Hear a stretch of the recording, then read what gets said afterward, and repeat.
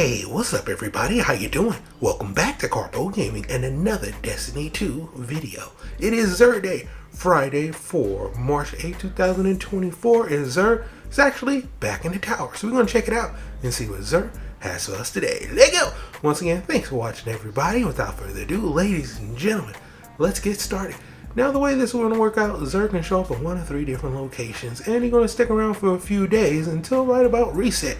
This week, for March 8, 2024, Xur is back in the tower. So spawn into the courtyard and follow the direction I'm going, and Xur is going to be located right over here, adjacent from Saint 14. So let's check it out and see what Xur has for us today. Now, as always, we have returning the illustrious, illuminous, exotic, and Graham. So you can get out those exotics if you haven't already, my guardian. We have one random roll for the Hawk Moon. Let's check it out. This week we have Chamber Compensator. We also have Alloy Magazine, including Opening Shot and Smooth Grip, making this an excellent roll for PvE and for PvP. Our weapon of the week is the Prometheus Lane Trace Rifle. Comes with an intrinsic perk called Prismatic Inferno. Fires a solo trace beam that creates a field of heat energy that grows as the weapon is fired. Sustained damage applies scorch to the target, and it does exactly what it's supposed to do. Excellent in PvE and pretty good in PvP, even after the nerfs. Pick it up, add it to your collection.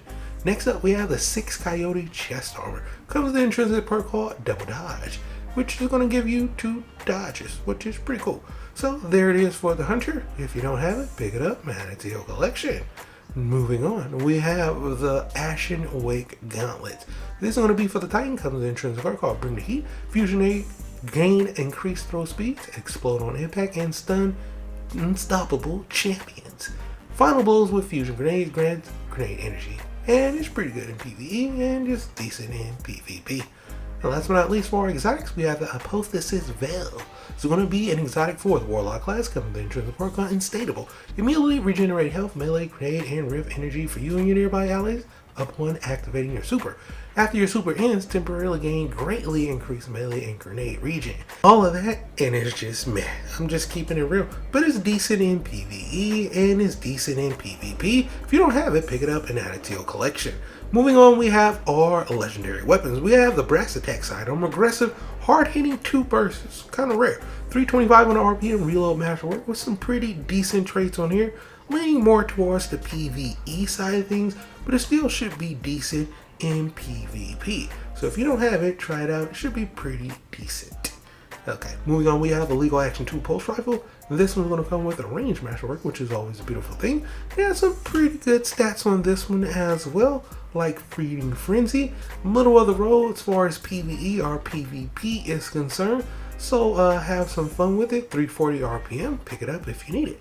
Next up, we have a No Reprise Shotgun Pinpoint Slug Frame, 70 on the RPM, 70 on the impact. Stability masterwork, shotguns are in a good spot, so you can't really go wrong no matter what role you have on them for PvE. But for PvE, you just want a little bit more range, and the range at 67 is not horrible, so you should have a good time with the No Reprise Shotgun. Next up, we have the Arsenic Bite 4B Combat Bow. 580 on the draw time, impact of 68 with accuracy masterwork. We have some pretty good traits on here. We got Dragonfly, which is great for PvP and decent for PvP, but we got Sneak Bow, which is excellent for PvP. So pick it up, that one should be a pretty good one. The Cartesian Coordinate is here as well. Rapid Fire Frame, 500 on the charge time, impact of 55, and yeah. The only thing that's good about this is high impact reserve. Should just be decent in PvE and decent in PvP. Hard pass for me. Next up, the Interference VI is pretty much the same thing. This grenade launcher have a velocity masterwork.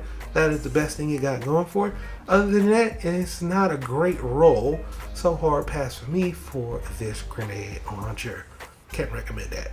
Alright, now for our last but not least weapon, the Planic Stride is here. And it's rarely here. It's a machine gun, 900 RPM, which is good and bad. It's good for PvE, but not so much for PvP. But it does have Killing Wind and untap the trigger, so it should be pretty good time in PvE.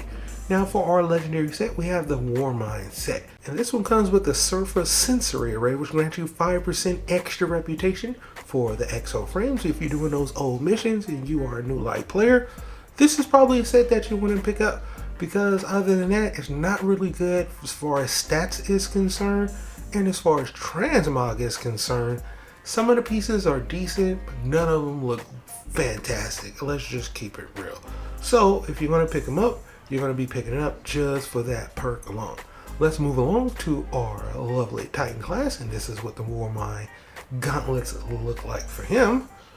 We also have the chest piece, so let's look at that. 49 for that one, 56 in total for the chest piece.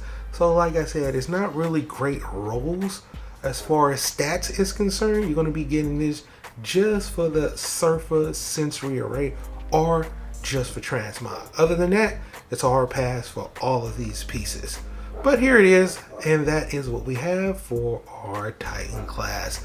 Moving on, and last but not least, we have our Hunter class with the Warmind avatar Van Braces. Basically, the gauntlets for that lovely Hunter class. Here we go with the Warmind's avatar vest. The chest piece, here is the cloak. Alright, that's what that looks like. And last but not least, the last two pieces we have is the Warmind's avatar mask, which doesn't look bad for the Hunter. And we have the Warmind's avatar leg guards. So boom, there you have it. That is what Xur has for us for March the 8th weekend 2024. Happy Friday, my Guardians. Happy Guardian Games. Hope you and yours having a wonderful day. Go Warlocks, as always. If you are new to the channel, how you doing, and welcome. Don't forget to subscribe right here at Karpo Gaming. Upload a wide variety of videos. So once again, thanks for watching, and as always, I'll be seeing y'all in the next one. Later.